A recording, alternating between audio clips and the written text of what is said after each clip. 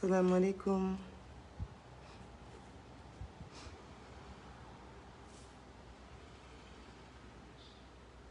salaamualeykum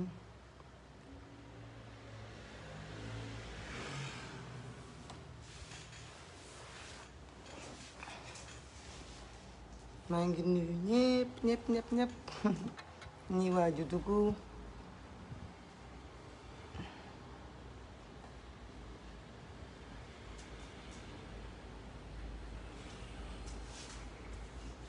Marina Choua salaam maa ngi lay nuyu Cheikh Ahmed Tidiane Sy nuyu naa la maa ngi nuyu ñëpp nag ñëpp vraiment Nashwa namm naa la bu baax Mbaye Alassane ziar naa la itam maa ngi ziar ñëpp di nuyoo di xaar gaa ñuy dugg ñu def benn live bu gàtt rek may jéggalu nag ci géej bi maa ngi jéggalu bu baax ci géej bi Cheikh Ahmed Tidiane Sy merci démb reetaan loo nga ma bu baax a baax merci Baye Omar Niass merci beaucoup Abdel Diop maa ngi lay nuyu Abdourahmane Abdou man ne a jaaraama Adama Kevi nee na Mbadomi Fadi je sais pas Mbadomi Fadi d'accord Mourou Thiam ziar naa la ma nuyu rek ñi njëkk a dugg ñeneen ñi bu ñu ñëwee après seen nuyoo dama koy leb Titi Camara ziar bu baax a baax Jambar ziar naa la bu baax a baax merci pour ceux qui font des compliments sur le physique nee na tu as de jolis bras super merci en tout cas bon voilà merci Fat Diallo merci beaucoup voilà moi aussi je suis ravie d'être là Bekay Kunta moom tata rek la may woowee maa ngi lay ziar yow itam Yaya Jéeme comme stai anche tu delloo ziar yéen ñëpp nuyu naa leen namm naa leen di jéggalu ci gëj a dugg bi gëj a waxtaan bi ni haala pulaar d'accord seede ham inchallah pulaar o heewata hen nani kono mi salmini yimɓe fof yen leñol haal pulaar fof fuutankeɓe kam fof calminama vraiment mi salmini on kuuɓal ere kuuɓal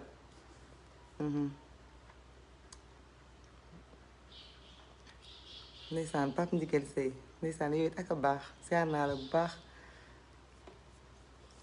Kamadou maa ngi lay dellu ziar Mam Fall yéen ñëpp ani kër yi lay Nashwa di laaj macha allah bon di ziar di asalaamaaleykum di nuyu ñëpp di leen ziar di remercier vraiment sénégalaises yi sénégalais yi de par seen ay publication ay ñaan ay appel gis naa vraiment tolof yi ndaw yi moom fi daloon bi mu dalee yéen ñëpp vraiment taxawaay bi ngeen taxaw envers ma personne ma petite personne mu nekk lu ma touché nag lu ma touché bu baax a baax parce que boo nekkee ci xeex nit ñi dem ba ndeysaan di am envers yow benn sentiment de solidarité on va dire parce que nit ki gaañ nañ ko rek ñu bare vraiment daal di taxaw naqarlu ko mettitlu ko suma inbox yi partout appel yi bëri ba bëgg a dee seet si beeg yëpp vraiment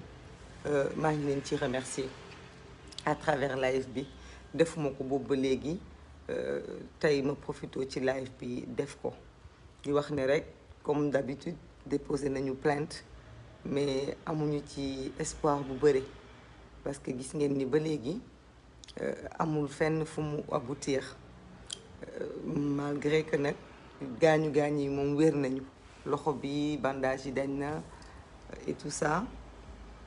mais marque yi mu ngi fi ba léegi xam nga boo naree toog à chaque fois yaa ngi am benn cicatrice boo xam ni boo ko xoolee da nga naan ki la ko teg force de l'ordre la te kenn convoqué wu ko kenn woowu ko neexul ci xol mais on fait avec et ça nous empêche pas de rester debout ñu bare nag boobu ba léegi dégguñu ma donc y a des gens qui s'inquiètent dañ lay woo ci suuf di wax ndax yaa ngi ci jàmm gëj nañ la dégg wala dañuy ragal sax loolu am incidence ci sa engagement ma leen di wax na leen amul ci benn incidence on est toujours là. Ceci me pousse à parler un peu brièvement de aussi l'agression qu'a subie la sœur Dieyna Diallo. Dieyna Diallo karimiste le PDS la man xawma loolu parce que bokkuma ak moom parti mais li ma xam mooy c'est une femme engagée, une femme battante, une femme que j'ai vue à travers tous les combats de l'opposition depuis des années. Zaman mun naa wax ni sax amul combat activiste bu Dieyna Diallo taxawul. J'ai pas pu en parler depuis parce que j'étais très choquée de ce qui s'est passé mu fekk itam man tamit suma yaram neexul woon mais dem naa seeti hôpital démb yàlla def gisuma ko mais gis naa benn frère de partem bu tudd Abdoulaye Bari fekk naa fa itam sœuram bu tudd Adama ak beneen frère am te bokk naa ak ñoom naqar bi dem naa fa apporter ko suma solidarité apporter ko suma soutien mais di ko naqarlu de par ma voix et di demander que toutes les femmes ànd naqarlu ko ce que vit Dieyna Diallo actuellement neexul vraiment parce que nga nekk jigéen pour quelque raison que ce soit nit fekk la ci sa kër attenté à ta vie ba bumax la nga gaañu ba sa ay loxo damm nga nekk dans un état critique nekk réanimation moo tax gisuma ko on doit pas se taire malgré que nag on se dit que peut-être que jamono ji justice mu ngi def liggéeyam parce que enquête bi mu ngi suivre son cours mais li ñu jot a dégg avocat am wax ko muy maître Barry ñu ngi wax ne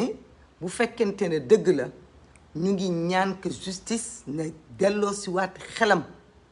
parce que nit koo xam ni dañu ko agressé mu tëdd ci lalu hôpital mënagul taxaw pour plaider boppam mënagul taxaw pour waxal boppam la réalité des faits naka la demee on ne peut pas juger en flagrant délit ki nga xam ni moom moo nekk auteur de ce crime nekkuñu fi nag di accepter kenn di ñu wax ne on ne pour soutenir une personne dañu war a déglu les versions de la personne qui l'accuse man dama ni ay jigéen lañ waruñu accepter benn violence benn barbarie bu am ci suñu moroomu jigéen violence verbale violence physique violence de quoi que ce soit duñ ko nangu parce que nag yomb na torop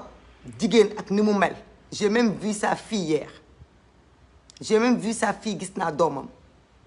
nga taxaw di expliquer ni diw dafa def lii wala diw dafa mel ni dafa ñaaw parce que loolu yëpp ça vise à nous bloquer dans le soutien qu'elle devrait avoir ne serait-ce que ce soutien moral elle en a besoin dégg nga elle en a besoin parce que c'était une personne que en tout cas moi je reconnais en tant que ku doon xeex ay cause yu ñëpp bokk ci loolu laa ko xamee ci manifestation yi laa ko doon gis xamuma Dieyna Diallo musuma ko seeti su ma taseeg moom ci réseau yi la wala ci manifestation yi mais mën naa ko seedeel ne jàmbaar la mën naa ko seedeel ne bépp combat bu fi am ces 2 dernières années 3 dernières années remarqué naa ko ci identifié naa ko ci kon tey bu ñu accepté mu nekk victime ñu bëgg a wëlbati loolu mu nekk victime di ñu jéem a expliquer ni non dafa am lu ko dal mais c'est parce que waa ji nee na attention xamu leen lépp lu ci nekk loolu bu ñu ko nangu bu ñu nangoo loolu rek on condamne Dieyna Diallo plus que autre chose parce que de là où elle est un jour ñu ngi ñaan yàlla may ko wér may ko tan ba mu dellu si ay mbokkam ñu ngi koy ñaan yàlla dégg nga mais ñu ngi ñaan itam mbokkam yi ñun ñi suñu taxawaay ñun ñi nga xam ni ñoo nekk ci askan wi nekk ci réew bi nekk ci réseaux sociaux yi nekk ci presse bi nekk ci biir kër yi bu ñu ko fàtte nañu porter son combat ni comme ni ñu ko porté woon combat wu Binta Camara mi ñu violé woon porter combat Fatoumata Matar Ndiaye mi nga xam ni dañu ko fekk Pikine rey ko malgré que bokkuñu ak moom parti bu ñu nangu ay affaire de bokk parti ak affaire de ay bokk kuréel di tax ñuy porter ay combat boo koy porter da nga koy porter pour le principe doo ko porter parce que ki nga koy porteel dafa nekk ci benn parti wala dafa nekk ci beneen parti jigéen la balaa dara jigéen la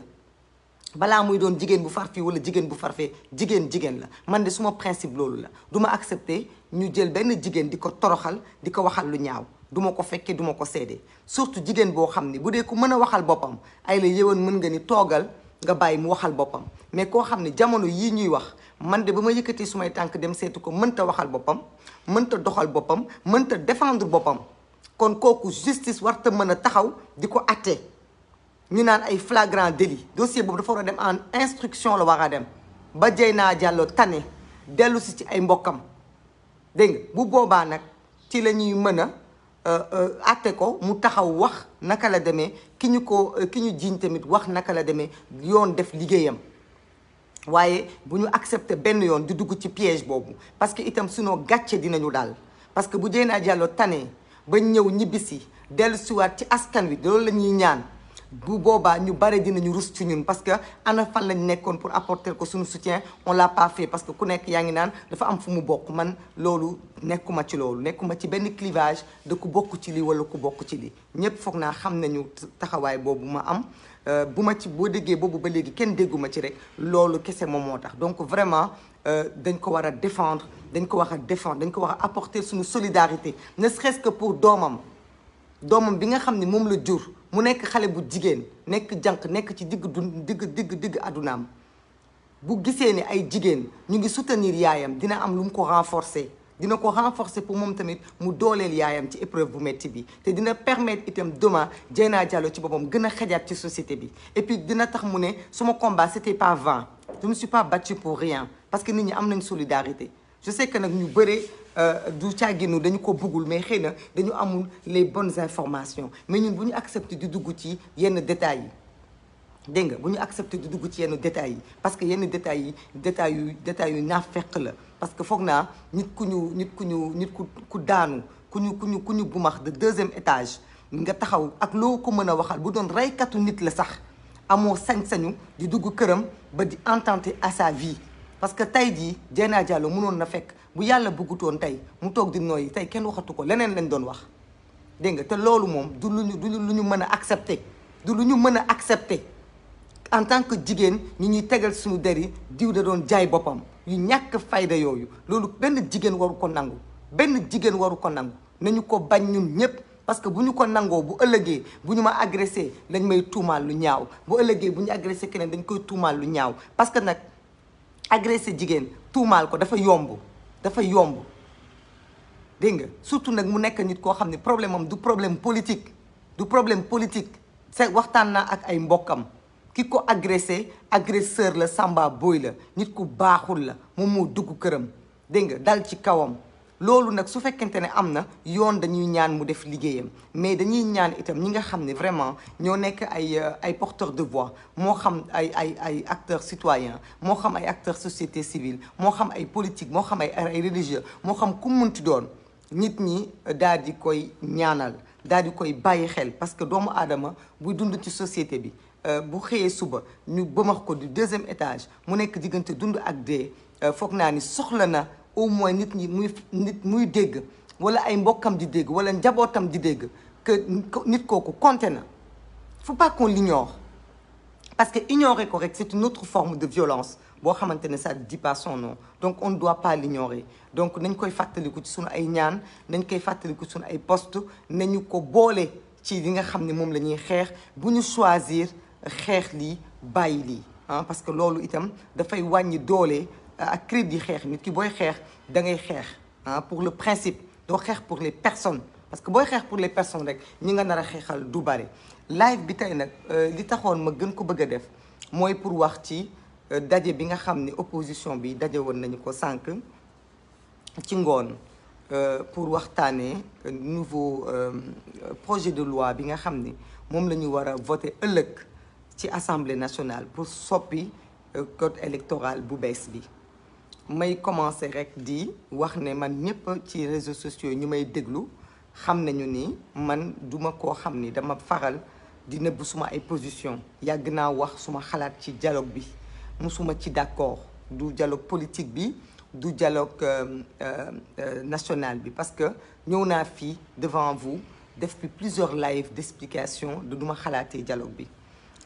tey nag yàlla def na du càgginu dañ koy ndamoo ñu jox ñu raison ni li ñu waxoon dëgg la que dialogue bi amul njeexintal parce que bi dialogue bi di commencer amoon na yàqu-yàqu yu bare yu mu indi woon ci sunu biir en tant que opposition parce que ñi mer nañu ñi pro ñi contre mbir mi tasaaroo mais ya alhamdulilah bi nga xam ni tey bi dialogue bi eggee ba sotti tax na opposition bi dajaloo waat ñi meroon dem dellu si nañu ñi jàppoon ne dañoo def 2 clans loolu yépp nit ñi bàyyi nañ ko ñi nga xam ni sax barki démb la ñu taxawal seen kuréel ñëw nañu muy tey ñu taxaw ñu war a saluer loolu nag ñu am benn cadre bu bees boo xam ni il faut ñu taxaw fa muy yàlla may nañu muy M2D muy FRN muy Jotna muy CRD ak yeneen kuréel yoo xam ni ñëpp ñëw nañu toog ñëpp ñu nangu ne suñu classe gii lañ doon wax ni dialogue amul que Macky Sall gëmul dialogue loolu mooy dëgg mooy li am ñëpp nangu nañu loolu que ni pendant ñaari at ay la yéwén ña fa demoon ñu ngi leen di jaajëfal ci seen énergie ci seen jàmbaarte ci seen yaakaar parce que borom yaakaar dong mooy dem ci loo xam ni nit ñi nee nañ la li ngay dem baaxul mais yow nga am yaakaar continuer di ci dem nga nag ba nga gis nga ni dellu siwaat nga fekk si ña la waxoon ni baaxut nga ñëwaat ne leen demoon naa de waxtaan naa presque daanaka ñaari at pousse nañ fi ay élection waaye tey ay la yéwén loolu yëpp daanaka furaas daal di xuddeem jërul ñu woon dara c'est ce qui se passe ndax président Macky Sall décidé na trancher dialogue bi pas en tant que chef d'État mais en tant que chef de parti ndax dafa am ay poñ yoo xam ni moo taxoon ñi nangu woon dem ci dialogue bi moom lañ ñu waxoon ne ñun kat lii moo tax ñu nangu dem loolu bokk ci dañu ne woon dootuñu dem ci élection yoo xam ni ki ko organisé dafa far daanaka ministre de l'intérieur ñu ne loolu duñ jógee ci 2019 ñu ne dootuñu dem ci élection yu ministre de l'intérieur organisé président Macky Sall da koo jël tegee ko ne ñu ne ñépp ñi nga xam ni dañu leen tere bokk te mu nekk ay calcul politique politicienne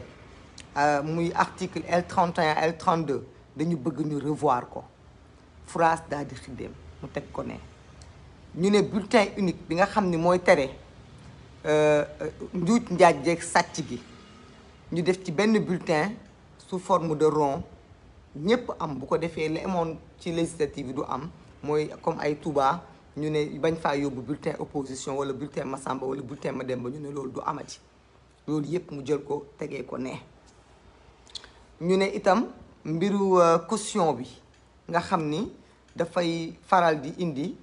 ñi bëgg dëgg tànte am njëriñ te baax ci réew mi ñàkk moyen day tax duñu bokk loolu yépp mu tegee ko na le donc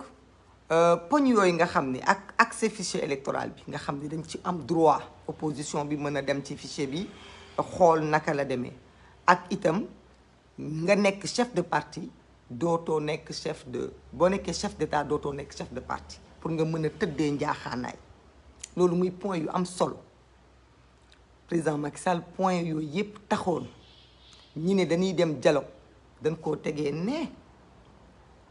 daal di wax mbiru toilettage lañ ko mën a woowee soppi ay article tuddee ko nii tuddee ko ne di ndamoo nag ne am nañu 27 points d'accord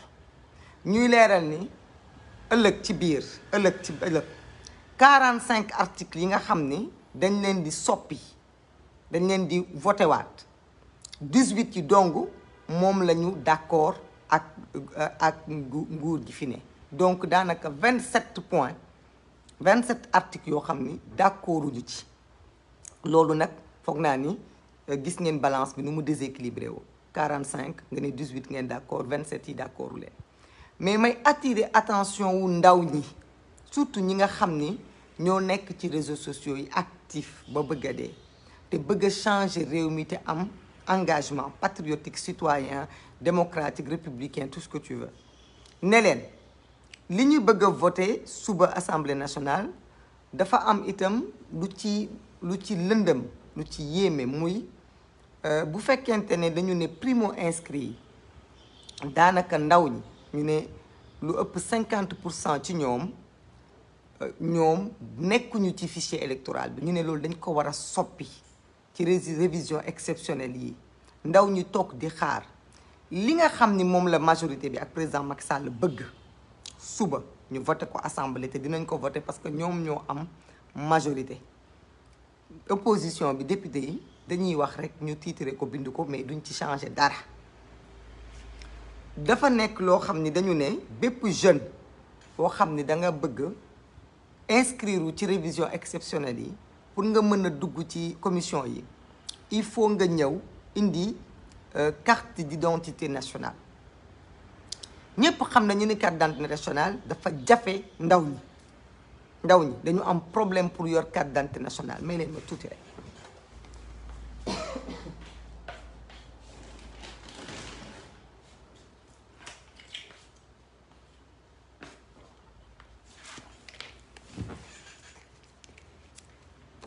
donc ndaw ñi dañu am problème pour nekk ci pour am carte d'identité nationale mu jafe leen lool jafe leen ba nga xamante ne très souvent ñàkk carte d'identité bi moo leen yóbbe woon au lieu ñu xaar commission yi ñenn ci ñoom dem ci gendarmerie ak ci police yi pour bindu foofu ba ñu am carte d'identité yoo xam dañ ci bind ci ginnaaw n'est pas inscrit sur les listes électorales kon ñooñu tey bu fekkente ne dañuy def révision exceptionnelle bu war a tax ñu bokk na jeunes yi xam ne nañu bàyyi xel bu baax li nga xam ne mooy am suba assemblée parce que nii ñu ko tëggee bu ñu ko doxalee noonu bépp ndaw bu bëgg a bokk ci liste électorale yi il faut nga dem bindu ba am carte d'identité ba pare nga door a mën a ñëw ci commission bi teg sa carte d'identité pour ñu bind la loolu nag dañ ci ne c'est scandaleux mënuñu ko nangu parce que du yoon opposition bi proposé na ne dañoo war a daal di demander nit ñi ñu mën a indi carte extrait de naissance ko defee képp ku indi extrait de naissance même boo amul carte d'identité boo indee extrait de naissance ñu mën laa bind ci commission yi bu ñu la bindee sa carte buy génn nga am carte d'identité bu ñu bind carte électeur nga mën a voter mais suñu bàyyee président Macky Sall lii mu bëgg a def mu def ko suba mu jàll jeunes yi dinañu am ñaari coono benn coono bi mooy dem wuti daaf di lijjanti carte d'identité ba noppi avec xam nañu daaf ministère de l'intérieur la ministère de l'intérieur président Macky Sall la donc képp ku nekk ndaw boo xam ni identifier dañ la nga nekk ci opposition bi wala nga nekk ci activisme wala nga nekk ci leneen dinañu fexe ñoom ci seen bopp comme ni ñu ko defee woon yeneen élection yi filtrer nit ñi ba ñoom ñi bëgg ñu am carte d'identité ñooñu ñooy am carte d'identité donc nag il faut que itam li ñuy wax ñu wax ko nit ñi ñu xam ko ñun du ñun ñooy wax nit ñi kaay leen ñu guerre kaay leen ñu xeex mais nag opposition bi te ma bokk ci ndax man kese ma jóg taxaw xeex amul solo mais dañoo war a jóg taxaw porter ce combat parce que c'est inadmissible ñu nekk dans un pays boo xam ni ki ko jiite démocratie moo ko may mu jiite réew mi ci démocratie la jaar ba ñu fal ko ci bopp réew mi tey mu nekk ci jaar ci ay njuuj njaaj di jaar ci ay toute forme de pratique pour empêcher sénégalais yi ñu jaar démocratiquement pour jëlee ko fi il faut que nit ñi yeewu il faut que nit ñi jóg taxaw parce que nag dafa am loo xam ni doo xaar ba élection nga naan da nga koy xeex c'est maintenant qu'il faut nit ñi taxaw jóg taxaw xeex parce que nag bu ñu nee plus de 50% des jeunes nekkuñu ci fichier électoral bi ñu war a taxaw pour que 50% des jeunes yooyu dugg ci fichier électoral bi ñuy teg ay moratoire yoo xam ne ça va freiner les jeunes que les jeunes prennent leurs responsabilités dénoncer c'est bien riposter c'est bien mais jël sa responsabilité itam c'est bien donc vraiment il est temps que tous les jeunes yi nga xam ne ñoom ñoo nekk fii te yoruñu carte d'identité mënuñu bokk ci élection yi ñu bañ a foog ne mbir mi dafay yomb wala ñu tëdd di xaar ba ñu ne révision yi ñuy door a jóg bépp jeune boo xamante ne yow citoyen nga bëgg nga sa réew te bëgg nga bokk ci changement bi dès demain matin jógal ci jublu am sa carte d'identité jóg leen en masse ngeen jublu ci am carte d'identité suñ leen ko xañee mobilisez-vous rassemblez-vous faites-vous entendre depuis maintenant exigez ngeen am des pièces d'identité ñëpp xam nañu pièce d'identité doom bu góor la bu loolu wëlbati ko su fekkente ne opposition bi dañu accepter qu'on mette hors de circuit plus de 50% de la jeunesse on ne peut pas changer ce pays-là sans les jeunes et sans la jeunesse donc loolu mu nekk loo xamante ne itam dama ci attirer attention nit ñi point boobu kese laa jël parce que point boobu man dama jàpp ni mooy point bi gën a am solo am na yeneen point nag yu ci nekk yoo xamante ne comme changement article L31 L32 bi ñu dem changer ko bindee ko neneen batterie bi barewul donc duma yàgg ñu bindee ko neneen loolu yépp noonu dafa tax rek loolu moom dañ ciy duut baaraam ñi nga xam ni tey ñoo nekk ay potentiel candidat war a bokk ci élection yi te ñu ne leen du ngeen bokk dama ni ñooñu lay woo ne leen xeex bi tey la xeex bi tey la ñooñu en l'occurrence Khalifa Ababacar Sall ci la bokk dégg nga parce que dañu ne ko doo bokk Karim Wade ci la bokk dañu ne ko doo bokk ku mel ne Abdoul Mbaye tel que la loi est votée là bu ñu la condamné ak sursis doo bokk ci la bokk donc ñooñu bu ñu bëggee bokk ne dañoo bëgg a nekk ay président de la République du waru ñoo xaar ay élections locales ay élections législatives ay élections présidentielles c'est maintenant qu'il faut se battre c'est maintenant qu'il faut se battre bu ngeen tëddee di nelaw ñuy xaar di xool ku nekk jàpp ni non man fi ma toll nii suma problème yépp c'est bien naa noppi naa lijjanti samay problème ba ñu ne këtt ne jonn ci mbir yi wax kese moo fi des nit ñi wax nañu ba feebar wax nañu ba ñaaw wax nañu ba kenn xamul lu ñuy dóor kon nag wax bi dafa doy les gens doivent se battre quand il le faut bu ñu bàyyee ba mbir yu romb leen mu fiy des wala képp ku fi yaakaar ne Macky Sall wax na ak yow wala jox na la ay gage yu war a mën a tax nga gëm ni li mu lay wax dina ko def non dañuy nax dangay nax sa bopp parce que quelqu'un qui a dit man passé naa fu may njuuj njaajee nga mobiliser les gens pendant 2 ans et demi nit ñi toog tey nga toog ba mu neex la nga décider def li la neex te sans froid aux yeux faale wuloo sax ñi nga xam ne ñoom nga woowoon ca banque boobu ñëpp ñëw toog xooloo leen dama ni kooku leneen lu mu la wax da koy def boo ko gëmee yow la concerné sa problème la sa naïveté la l'opposition nag a été naïve certes elle a été combattante mais elle a été naïve elle a été bernée et parfois même elle a été complice parce que nag nit ki bu fekkente ne xam nga jikkoom yow yaay éviter di egg ak moom fenn fii parce que lu mu la wax du ko def boobu ba léegi ñu ngi leen koy wax fii la ñu toog def nañ fi ay live expliquer nit ñi lan mooy dialogue bi mais nag ba tey jaajëf lañ leen mën a wax ñi fa demoon toogal fa opposition bi parce que ñu bare ci ñoom dañu def preuve de dépassement ñooy paasal seen bopp ñooy sonn chaque jour bàyyi seen ay ité bàyyi leneen ak leneen pour di dem pour jéem en tout cas dem nañu jusqu'au bout et ils ont montré que en réalité président Macky Sall du nitu dialogue en réalité nit koo xamante ne la li ko neex lay def te ci biir loolu itam may attirer seen attention di wax ne ñi nga xam ne dañoo jàpp ne ñoom élection législative moo leen intéressé ma leen di xamal ne leen lii président Macky Sall bëgg a yóbbu assemblée nationale suba bu ko yóbboo élection législative du am déwén ndaxte dafay bu ñu changer élection locale yi après dañuy def élection du haut conseil des collectivités territoriales te loolu xam ngeen bu baax ne il faut ñu def conseils municipaux yi nit ñu toog ñu door a wëlbatiku waa def ay élection de haut conseil loolu mën naa dem ba mois de juin mois de juillet mois de nangam donc élection législative du ko def parce que dañ naan budget bi mayewul lii moo taxoon mu def élection yi 2022 ba ñu ko def 2021 su boobaa dañ naan ci biir budget 2022 bi mënuñu ci def ñetti élection ñaar rek lañ ci mën a def donc loolu tamit delloo si waat leen ci seen attention et que tout le monde se mette sous pied de guerre vraiment loolu daal dama ko bëggoon wax te si doolu tamit ci lay daanelee ci problème yi am fii jamono yi ndax nag waxuma ni politique kese moo am solo waxuma ni toppatoo sa réew kese moo am solo ndax Sénégal lépp a am solo ku nekk nag ak domaine ba nga nekk am na ñoo xam ne ñooy sàmm jikko yi am na ñoo xam ne ñooy sàmm aada yi am na ñoo xamante ne ñooy xeex ci loi yi am na ñooy xeex ci politique yi mais loolu yépp ñuy def xam ngeen lan lay mujj mooy tànn suñu ay njiit ñu nga xam ne ñooy jël direction yóbbu fa suñu réew loolu nag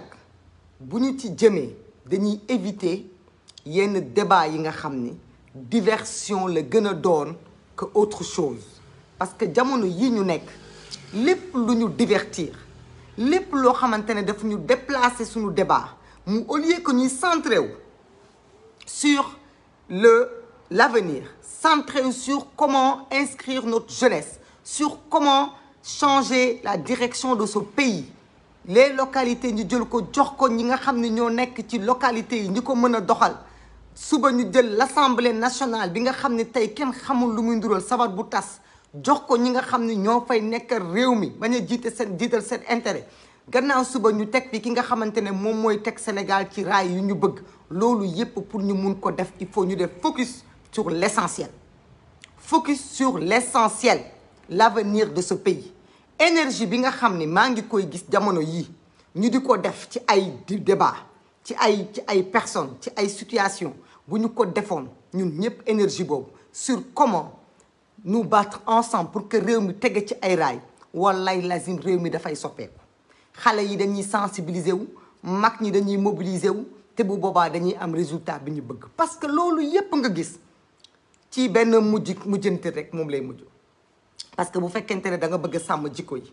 bu fekkente ne da ngaa bëgg sàmm aada yi bu fekkente ne da ngaa bëgg réew mu normal loi yu la ndurool situation bu la ndurool loolu yépp ci tànn ki lay jiite la loolu yépp dafa bokk benn la ensemble la munoo jël lii bàyyi lii loolu yépp benn la may ñaan dama koy ñaan rek sama kàddu nag tollul fenn mais man dama jàpp ni dama boole sama bopp ci réew mi boole sama bopp ci askan wi même bu dee ñaari nit la am naa yaakaar ni am nañ ci man cofeel muy suma yaay ak suma papa kon bu ma ci boolee keneen foog naa ni yokkute la may ñaan suñuy énergie ñu di ko jël di ko def ci lu nga xam ne ñun ñëpp dañu ko bokk te mu am fu mu ñu jëmale ñu éviter au moment où on est nga xam ni le pays a besoin vraiment parce que c'est fait exprès le pays a besoin d'un renouveau ñu jëm vraiment ci lu nga xam ni fii la ñuy soppee suñu avenir parce que bu ñu tëddee di nelaw ba local yi président Macky Sall torché ko nu mu ko neexee ça lui ouvre les portes d'une troisième candidature parce que dafay mën a joxe des gages à d'autres forces yoo xam da leen di wax na leen j'ai la majorité ñi fi nekkoon di wax de wax kese lañ fi nekkoon yaa ngi dégg waaw kooku wax na ko ay kuukande ay kenn xamul ay wax yoo xam ni vraiment amul njëriñ yóbbuwuñu fenn ça nous divise ça fait que ñu ngi am ñaari Sénégal yu jàkkaarloo ñaari sénégalais yu jàkkaarloo alors que ñun ñëpp ma ne muy artiste bi woykat bi muy fecckat bi muy imam bi muy politicien bi muy keneen ñun ñëpp defar suñu Sénégal moom moo ñu ñor ñun ñëpp jamono ji ak ku fi waay mën a ne ak ci loo mën a ne dangaa war a fexe am carte d'identité am carte électeur bokk ci le choix de pouvoir choisir parce que citoyen bu amul possibilité de choisir possibilité de voter kooku doo citoyen nit ki balaa ngay doon citoyen sénégalais balaa nga koy doon dangaa war a mën a voter bu fekkente ne yow dangaa nekk ci réew mi ne yow fecc ak wooy dong moo la intéressé yow mbiru citoyenneté intéressé wu la yow yaa ngi tardel sa bopp yow wutil beneen réew nga dëkk fa parce que yow réew moomu nga dëkk fekk amoo fa kaddu yow réew moomu yow jëriñoo fa dara. bu fekkee dangaa nekk homme politique mbaa nga nekk nitu diine nga nekk ci réew mi intéressé la mais yow nga ne mbiru politique yow intéressé wu la fu ñuy fal fu ñuy follee sa yoon nekku ci yow da ngay wuti beneen réew parce que yow réew moomu nga nekk amuloo fa kaddu. donc man certes dama am fu ma féetale sama bopp respecté ko nag respecté ñëpp tamit fu ñu féetale seen bopp moo tax yenn débat yi duma ci dugg parce que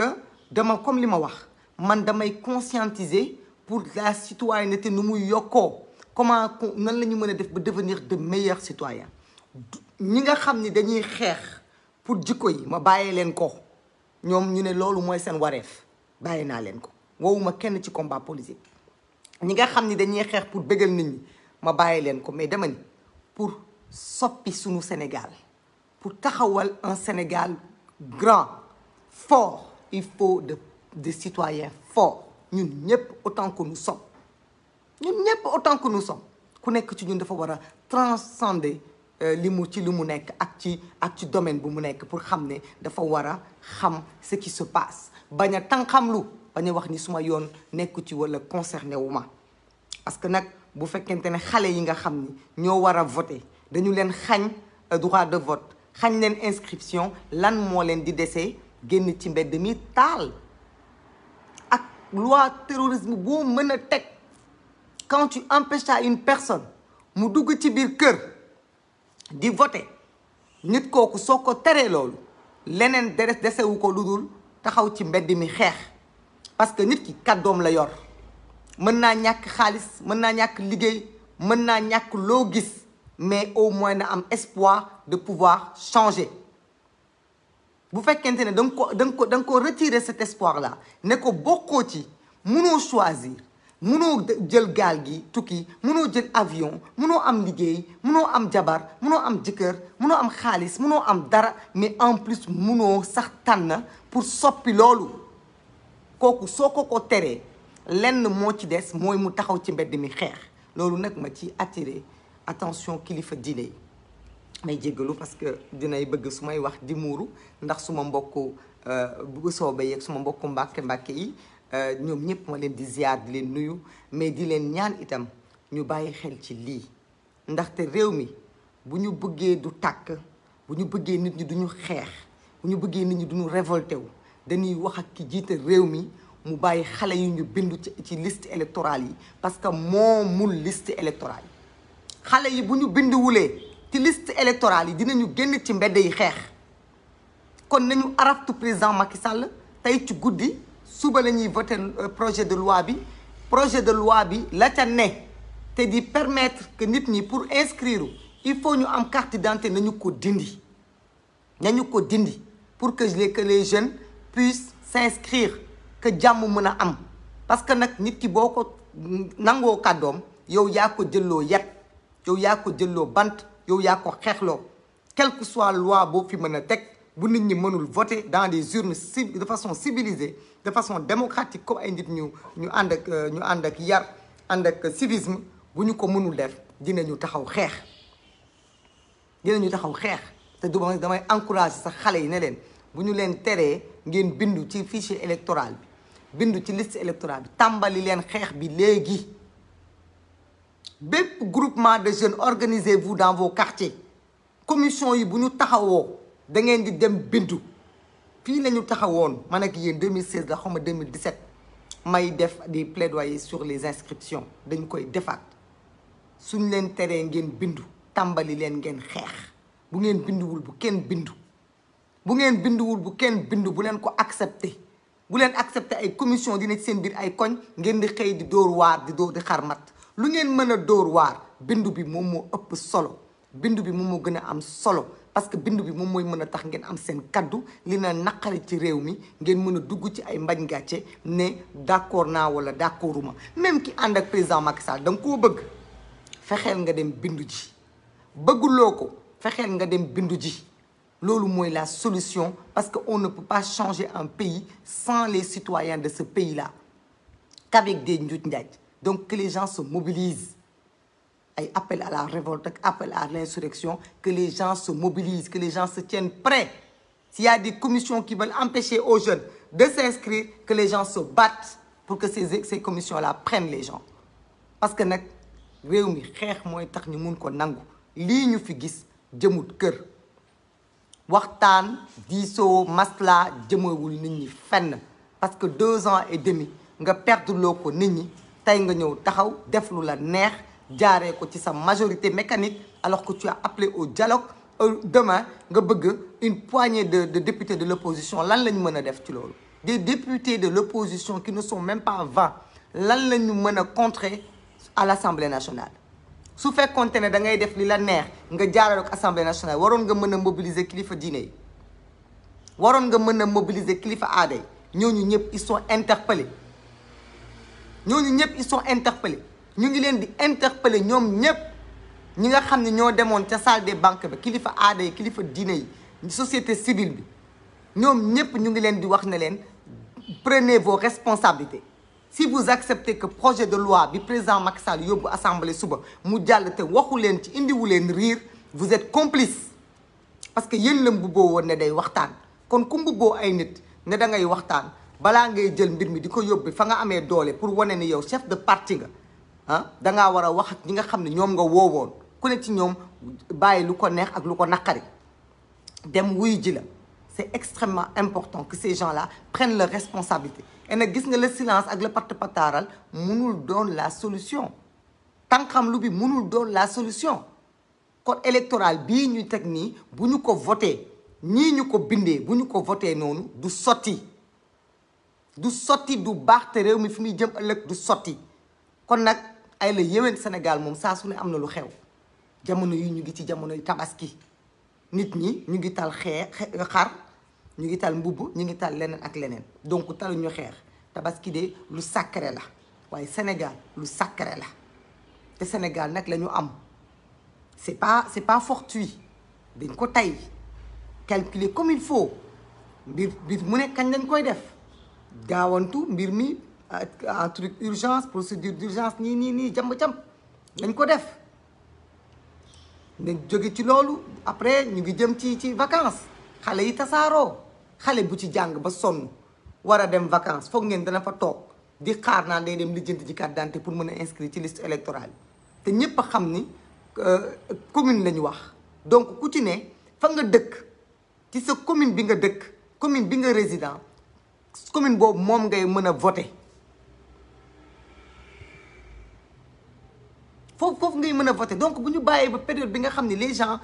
se déplacent les gens bougent ñu def révision yi il faut que nit ñi ñu vigilant donc vraiment du ma guddal yenn guddal yi c'était le lieu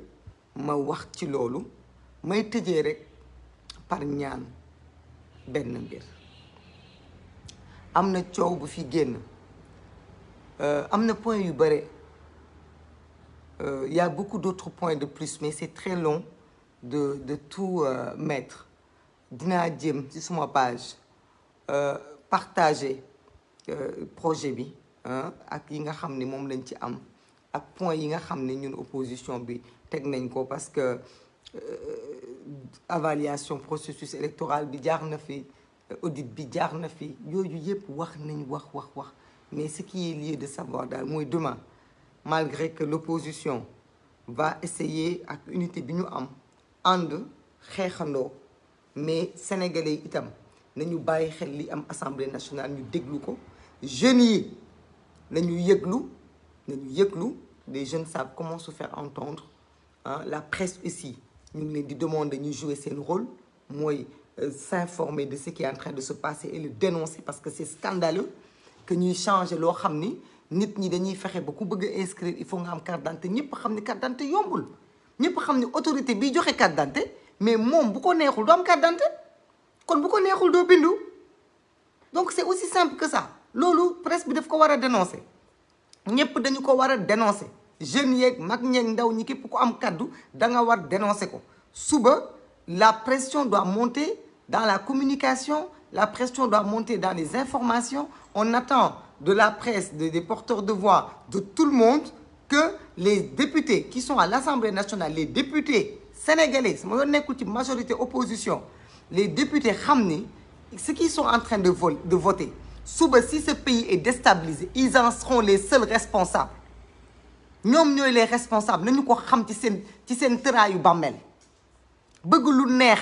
sa ki la jiite bëgg bañ a perte sa poste député bu taxee nga voté loo xamante ne sans amender ce qu'il faut amender ils ont la possibilité d'amender les points yi ma fi wax mu am nañu possibilité bi nañu ko def nañu amender les points yi nga xam ni mooy tax dëkk bi am jàmm xale yi mën a inscrire ñi war a bokk parce que ay mbiru ay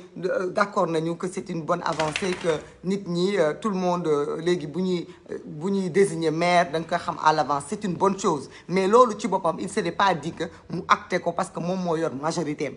bu ñu bëggee amender li leen arrangé nañ ko def kon bu ñu waree amender li arrangé askan wi war nañ ko mën a def ils sont devant leur responsabilité ñun nag yàlla may ñu dayoowu sa maam Abdou Aziz Sy Dabakh Malick ba mu doon wax naan député bu ci nekk na nga xool la ngay wote ndax loo fi voté tey di nga ko voté ëllëg mais ñun ñu ngi leen di jàmbaaraam di leen wax ne leen lépp lu ngeen voté suba ci sunu ay tur di ngeen ko voté ëllëg te bu ngeen voté loo xamante ne bu ëllëgee mën na tax sunu doom yi sunu rakk yi génn ci mbedd mi di xeex parce que dañ leen tere bokk ci élection yi su boobaa yéenay responsable ku fi dee yéen a ko rey kuñ fi manifester jam la paaka yéen a ko jam kuñ fi jam bal yéen a ko jam kon nag xoolaat leen seen bopp il est temps ngeen xoolaat seen bopp nekk député majorité warut a mën a tax ngay accepter ñuy voter n'importe quoi au détriment de ton peuple donc vraiment maa ngi leen di ñaan kenn ku député yi ñu daal di def lu nga xamante ne moom moo war vraiment loolu laa bëggoon wax ci mbiru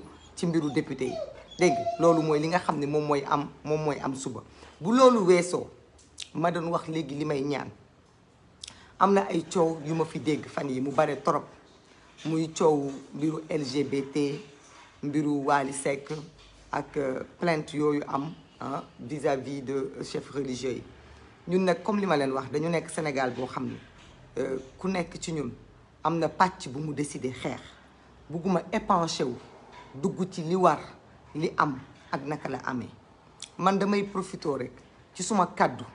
ak ci suma sañ-sañ di woo ki ñuy woowee Wally Ballago Seck man xamuma ko amuma numéro mais maa ngi koy ñaan moom Wally plainte bii mu déposé contre imam boobu ak ñeneen ñi nga xam ni ñoo yëkkati kaddu yi nga xam ni moom moo am ci situation yi problème yi mbiru LGBT yi ak yooyu maa ngi koy ñaan mu retirer plainte am ndaxte moom Wally li ko metti dale ñi ko bëgg jooyal nañu ko ay mbokkam waxal nañu ko ku ko waroon a sotal ci réew mi sotal nga ko ku ko war a jàppale nga ko te foog naa ni kaddu yi tas na mu am nag ñaari camp ñi d'accord ak ñi contre waaye jamono ji ñu toll Wally Ballago Seck ndaw nga nekk ci yoon nekk koo xam ne itam dangaa nekk ci dëj ndax sa papa bi mu génnee àdduna yàggul ñu di la mastaw bokk ak yow naqar bi bu ma sañee ne la plainte bi amul njëriñ ndaxte jamono ji ñu too nekk ñu war a mën a nekk ci wax bu ëpp solo waxu Sénégal fu ñu koy jëmale ëllëg ñu nekk ci mbiru LGBT ak mbiru plainte saa yi boo taalee sa télé wala nga taal sa téléphone nga gis ay kuréel je soutiens Matar Cissé je soutiens Wally Seck loolu amul njëriñ pour Sénégal loolu amul njëriñ pour sunu ay njaboot sunu doom yu toog ci seen biir kër ñuy entretenir yenn débat yi nga xam ni dafa malsain amul njëriñ wax nga ni bokkoo ci loolu wax nga nekkoo ci loolu metti na bu dee dañ la tuumaal loo xam ni defoo ko képp ku ñu tooñ ci ñun dangay porter plainte man mii def naa ko barki démb porter naa plainte am nga sañ-sañu porter plainte mais gannaaw porter nga plainte ba pare ba yëglu nga ko say mbokk yépp jóg taxaw say am di jàmm yépp jóg taxaw te ñenn ñi sax dañuy jóg taxaw ci sa wet mais duñu la dimbale dañu lay indil fitna dañu lay indil coono parce que am na ñoo xam ni booy xeex dañ naan la xeexal rek dañu la mën a wax dellul ginnaaw parce que seen pas-pas xëy na ak seen bëgg ci yow moo toll foofu mais man mi nga xam ni citoyenne sénégalaise laa te nekk ci boor bii te di gis mbir mi lu may ñaan Wally Seck mooy nga retirer sa plainte. dégg naa nag ci sa ay kàddu nga ne bu ma kenn ñaan njëkk, dinañ la ñaan njëkk, man dinaa la ñaan njëkk Wally. li tax ma lay ñaan njëkk mooy da nga bokk ci réew mi, ñu bokk réew mi, nga nekk ndaw bokk ci avenir u réew mi. ma gis loo xam ni bu yàggee bu la yàqalul du la defaral. ŋàññu ma ñiy yuuxu kenn ku nekk bu yeewoo def vidéo solidarité ak yow, mais dama ne ñenn ci ñoom dimbale wuñ la. parce que démb ba coow yu mel ni jógee wax yenn wax yi bañ koo tontu da koy fay, mais di ci wax da koy taal. te dafa am wax yoo xam ne taal ko amul njëriñ. taal ko amul njëriñ parce que àdduna moo ñuy seetaan, àdduna moo ñuy déglu, suñu ay doom suñu ay nawle lañu, ñoo ñuy seetaan. te ñooñu ñëpp duñu seetaan tey wax bi du taxaw di wax kan moo am raison ak kan moo am tort, kan moo condamné ak kan moo defaat lee. déedéet, loolu amul solo. li am solo mooy yow yaay xale, yow la ñu mën a ñaan. su ma la xamoon dinaa yëkkati samay tànk dox ñëw ba ci yow, mais su ma yeboo ne xam naa la parce que sa soxna muy soxna Aidara maa ngi koy ñaan na yoruma numéro am, waaye soxna jigéen ju baax nga, jàmbaar nga, te neexul yombul nga am borom kër ñuy dégg yenn yi ci moom nga di ko dékku te yor ak moom njaboot. waaye dama lay ñaan rek en tant que jigéen, ak jigéen ni mu jegee borom këram, nga waxtaan ak sa borom kër, nga dee ko ndànk mu wàccee plainte bi, mu bàyyi ko ndax amul njëriñ. ndaxte bu dul loolu semaine bii ñu jëpp ak bi ci topp dañoo war a nekk ci ay mbiru kaay leen ñu waxtaan ci avenir du Sénégal. ñuy wax waxi plainte, di wax waxu LGBT. coow loolu fan la ñu jëme, fan la ñu jëme? LGBT ay lobby ngeen wax, du benn jëmm